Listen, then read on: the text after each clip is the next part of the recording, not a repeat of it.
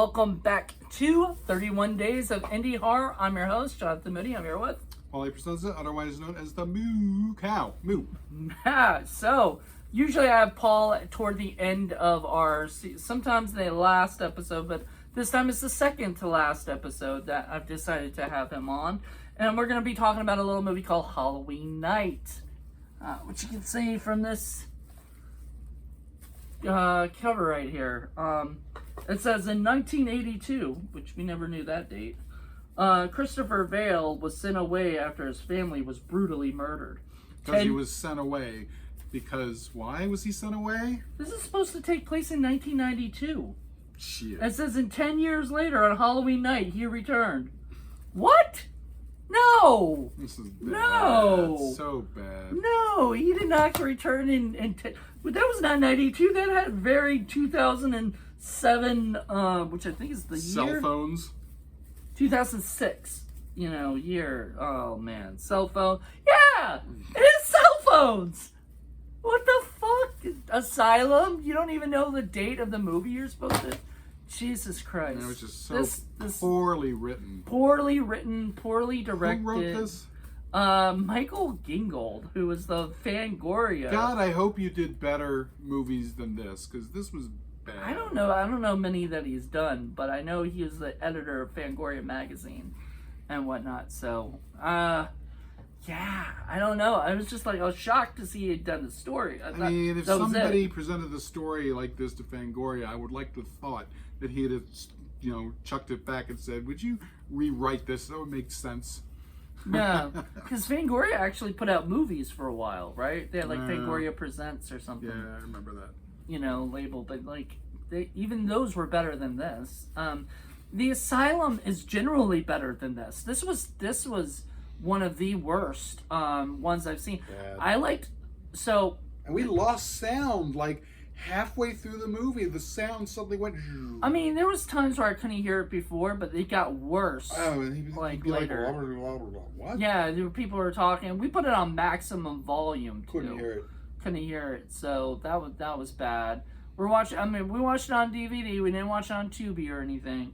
I think it is on Tubi to be able to watch. But man, this movie was just So I saw it. It was between this and a jack-o'-lantern killer movie, guy.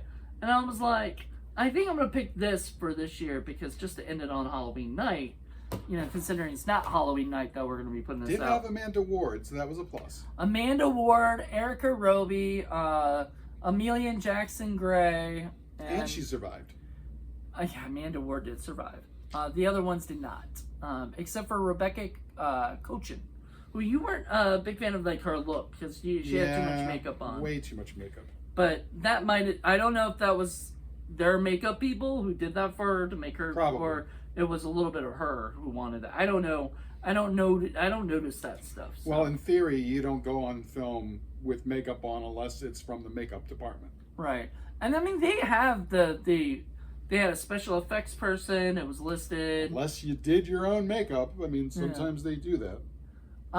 Derek Osadak was the main guy. The Adam Goldberg wannabe. Yeah, so I kept saying he looked or acted like Adam Goldberg. At first you didn't see it, and then later you're like, I could tell from the very beginning. He had he has an Adam Goldberg look to him, and this time he actually sounded like Adam Goldberg, and I was like, I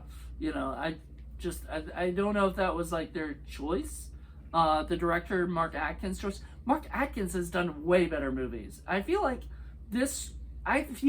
because a lot of these mockbusters are made 3 months before the other movie comes out, and I guarantee you that they were let's get this movie done quickly.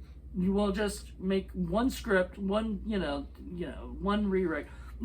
My favorite story ever was Uwe Boll, right? Was making the movie Blood Rain. He got a really good writer. He got Gwen Turner to write the script, right? I don't know how he just paid her, I guess, and she was like, sure. So she started writing the script. She gave just one draft to them, and he goes, okay, ready to go. That sounds about right. And she goes, no, that was just a first draft. You know, I don't. And then so later she watched it and she was like, "What is this? This isn't my script." And they're like, "Oh, well, Uwe Boll likes to get the scripts and then he likes to give it to the actors and everybody else, and everybody in that cast and crew gets to rewrite it." Of course. So that's what this felt like.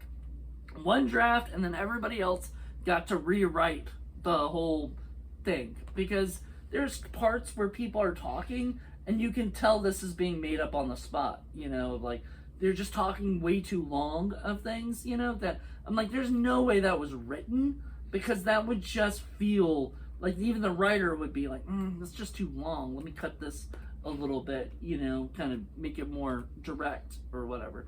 But I guess some people like that because it seems like people who are talking. It certainly did feel very first drafty. You know, God, I hope so. Yeah. Hope that wasn't fourth draft, fifth draft. Fourth draft, fifth draft, eighth draft. No, it was not. It was bad. the first draft. It's pretty bad. I got burned, therefore I've got superpowers. Well, yeah, let's go. And I'm put away because why? reasons. Because he didn't even murder his family. No. No, there's no reason for him to be in a mental asylum. He was the victim twice. He was a victim who got burnt, who got to watch his mom die, and then, or at least he got to see like the blood come out, you know, and kind of drip on him. And so he was underneath the table when all this happened. His dad set it up, and then his dad killed himself, we find out later. And then it's not like you can't see somebody under a table. Come on. There was that one point where he kept looking, and it looked like he saw him. We were at the same level as where the kid would have been, and the guy's eye level was there. I was like, is he staring at the kid?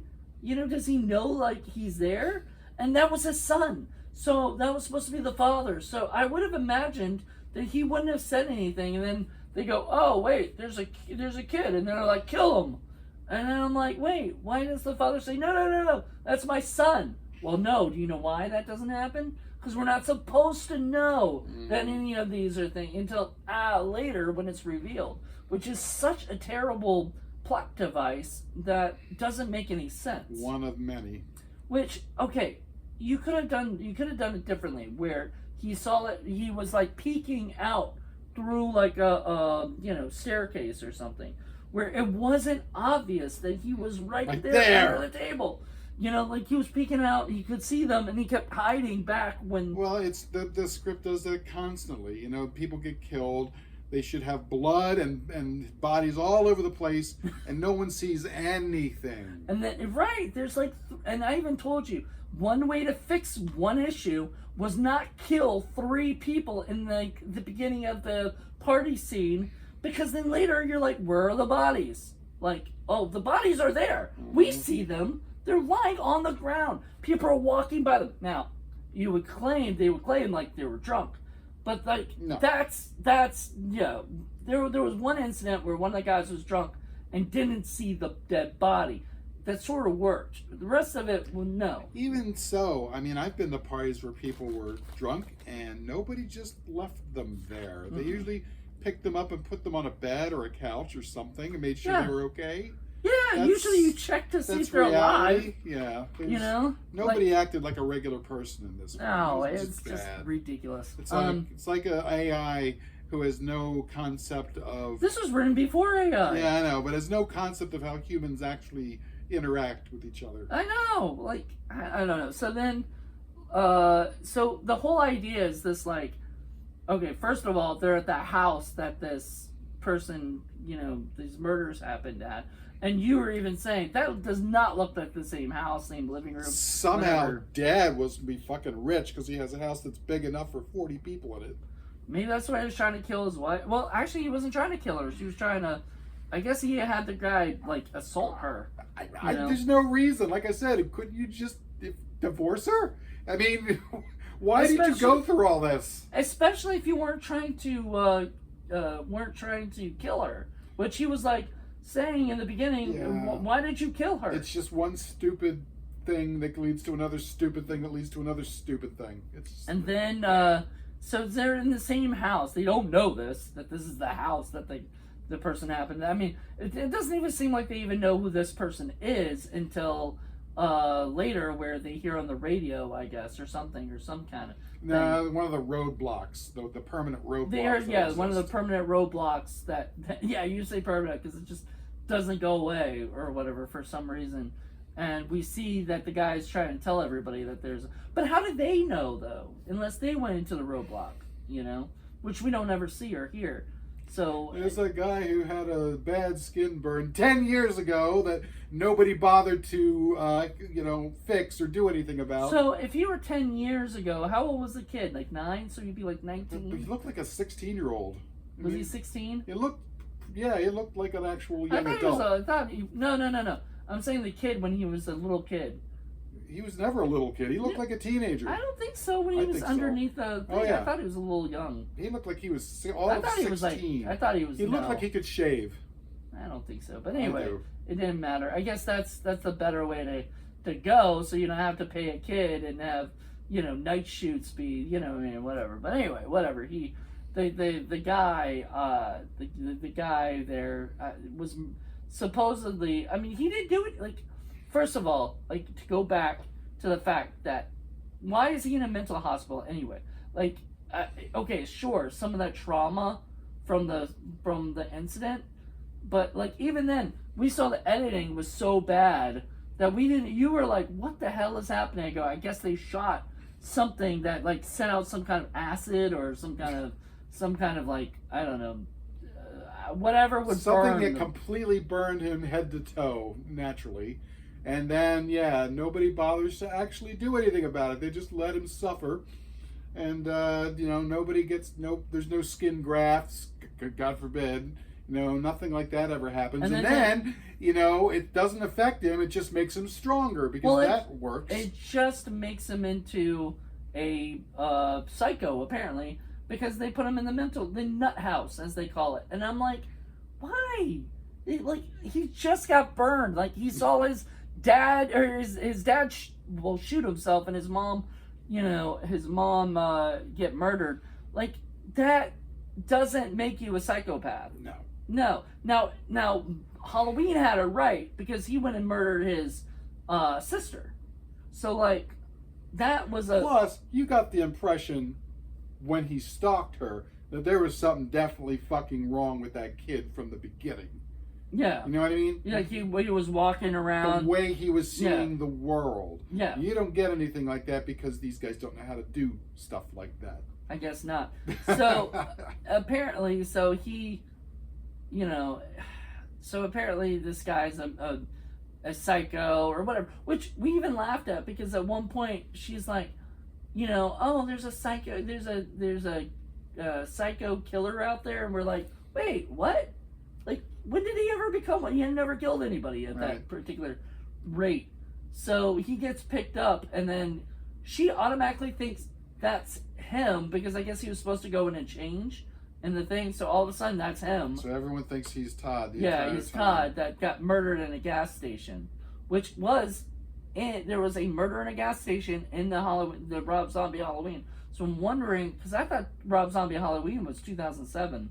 So that was weird that they both sort of had a similar thing. Yeah, no repercussions from that either. What? No police don't find anything. Nothing Yeah. happens.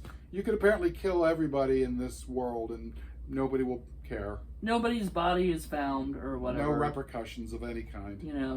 So then the whole idea is based on this one prank that they're planning to do, which seemed very convoluted anyway, because, like, why was this supposed to be funny and whatnot? Because the guy said, this was funny. I'm like, this is not funny. This is like... convoluted and unnecessary. So it was supposed to be the scariest thing that's going to happen, right? And it is kind of terrifying if it were to be true, right?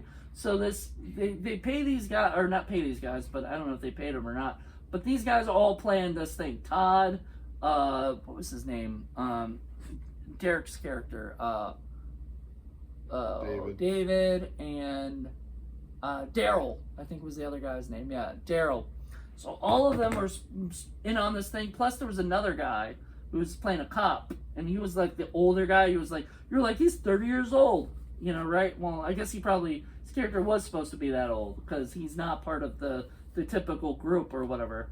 And so all of them are playing cops. Then the cop that actually comes, apparently knew about the whole situation and kicked everybody out and told everybody to go home. I guess. Right? I don't know. Nothing made sense. It got a little weird. So all of it's weird because it's like it like has this idea and it doesn't make any sense. So like they go up and the idea of the prank is that David and Daryl are going to get into a fight. You know, right? He's going to pull out a gun. Then then all of a sudden Todd, apparently dressed like that burned victim Chris or whatever, the killer, doesn't realize it's the real killer that's with them. So he takes the killer hostage, and well, by the way, you were like, wow, what a super villain, because he just lets the guy take him hostage at that time. Well, I mean, he's not a super, he's not a super soldier or something. He's a Why not? Why not? Because I don't know. He should just be killing everybody the moment he sees them. Yeah. So anyway, because then the movie would be over. I guess. Yeah. They had to have some kind of thing. So he goes and takes the guy hostage. There's a cop, and he takes the cop's car, right? And the cop happened to be the friend or whatever, right? And stuff like that. So then another cop comes, whatever, right? I guess somehow or another, he had his keys. He had to go back, and the guy's dead. Now we've gotten all these murders. None of it makes sense. Like, and then why? So the guy comes back to the house, And at first I was like, why would he go back there like the killer? But then we find out it's his house, and I guess he's just trying to go home. And what I love is not only does he have, head to toe fucked up skin, but his mouth is all like deformed and fucking weird looking. It's like if you were in a fire that intense, you're not surviving that. It's just not going to happen. Mm-hmm. It's the reason they did it is because Friday the 13th, that scene at the end where he pops out of the water and he's got the fucked up weird teeth. That's the only reason it's there. Well, and he's stupid. And the way that I remember seeing a thing with Betsy Palmer talking about why did Jason look like that, and Tom Savini said he's a mongoloid, and she goes, "A what? A mongoloid? That's why he looks like that. He's deformed." Right? That's why all the kids were picking on him. That's why, and that totally makes sense. Having a burned victim, nobody makes fun of a burned victim. You're right, but he got burned into becoming a mongoloid. You're right. So stupid. And so, yeah. Bad. Yeah. It's like they watched The Burning and all these movies and then tried to make sense out. Half-assed. Just, half-baked. I'm sorry. Calling a spade. I mean, it's not that good. No, I would admit it's do not better. Good. Oh, they did do better. I mean, a lot of their movies are better than this movie. Asylum, even Mark Atkins has made good movies. I don't know about Michael Gingold. If I would hope this is not the only movie on his resume, unless this movie just was so bad he just said I can't be a writer anymore, like for film. Or they told him you can't be a writer for film anymore. Well, at least I can say the acting was okay. I didn't have a problem with it. I felt bad for the actors because they weren't given believable characters who did believable things. None of it seemed like actual real human beings, but they all tried. They did it the best job they could. I didn't have a problem with any of them. I liked, you definitely liked the lesbian girls.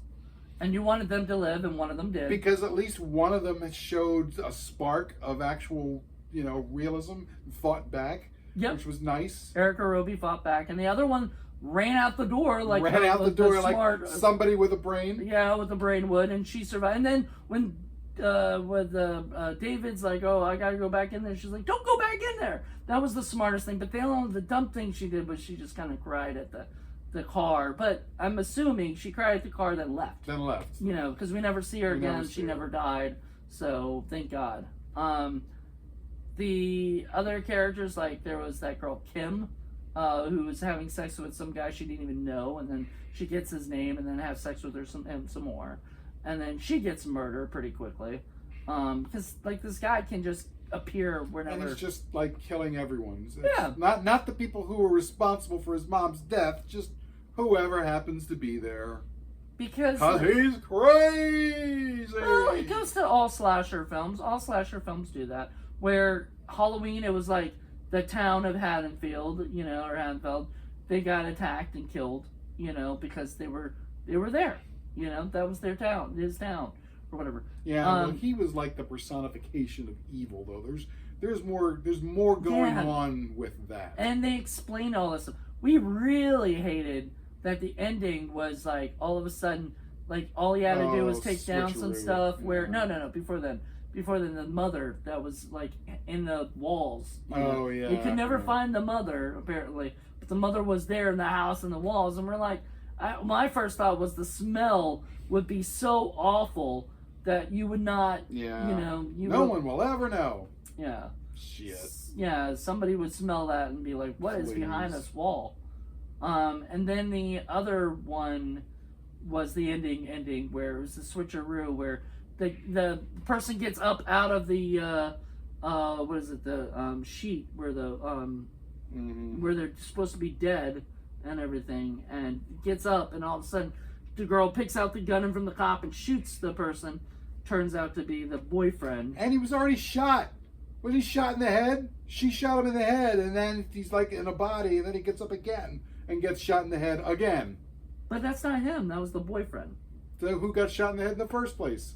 I guess he did, but he survived that. Yeah, of course he does, because that's what happens when you get burned over 100% of your body. You're immune to gunshots. You're immune to anything. Fucking stupid. And I'm so, sorry. Then they have the worst big switcheroo. written film I've seen in a long time. And then the guy like picks him up like a hitchhiker and stuff, and he's wearing this whatever. He takes off the mask, and the guy's just driving with a burned guy or whatever, and doesn't have any care whatsoever that the dude is doing that. So stupid.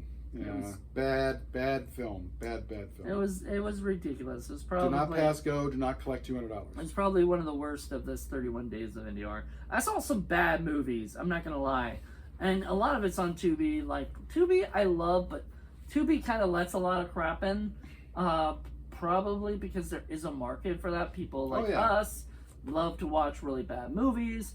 But this was a different kind of bad. This is kind of like this was not a fun bad. They should have known better. Bad. Yes, this is we're gonna only put tiny bit of effort kind of bad that bugs me.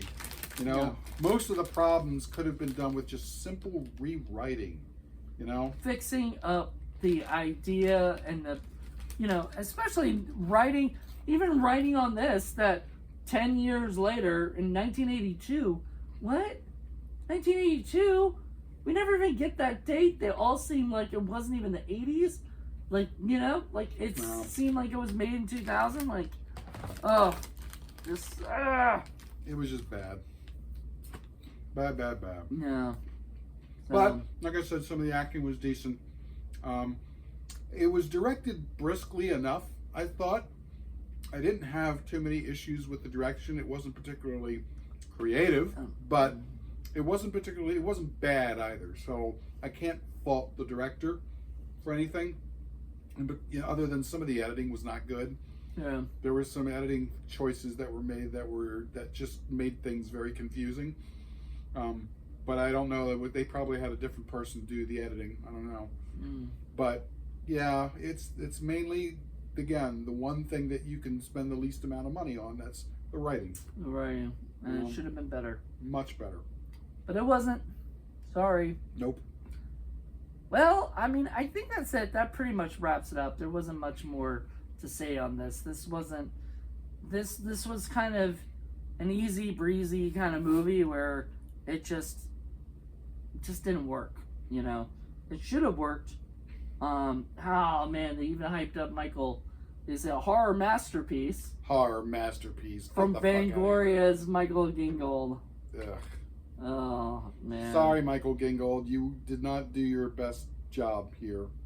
Well, it seems like this was before. So this was with David Michael Addy, who did the editing, which editing was pretty off at times. Yes, it was. Most of the time it was okay, but like there was some times it was just like not very good. And then Tom Devlin did the special effects. The special effects was probably the best part of the movie. They were all right. Yeah. Even the weird, the weird freaking burn stuff was pretty good looking. Yeah, a few too many damn blood pills. You don't have to have blood coming from the mouth every single time somebody does something. Yeah. Oh man. Cinematography was done by Mark Atkins. That wasn't bad. It was all right. So yeah. Sound was bad. The sound was terrible. Did they mention who did the sound? Oh Lord. The sound was bad. So I mean, I don't know whether that was a set problem or if that was the DVD later on. That somebody fucked up and they just they hit a switch or it just didn't transfer over onto the DVD. Something went wrong. Yep. But at least on our copy, we had almost no sound on it. No. It was bad. That's pretty bad. Maybe the 2B version sounds better. I don't know. We should do an experiment. You could watch the 2B version and see if that same thing happens. I don't want to rewatch this I know. movie. I don't want to rewatch it No, either. sorry. I'll never watch this again. I mean, I think also it might be this, our sound bar might, Didn't do it for the other movies though. That's true. Gummo came through nice and clear. All right, everybody. Thank you guys for checking this out. I hope you guys enjoy this. Join me tomorrow for one last episode of 31 Days of Indie Horror. Thank God. Until then, everybody. Hope you guys enjoy this. Bye.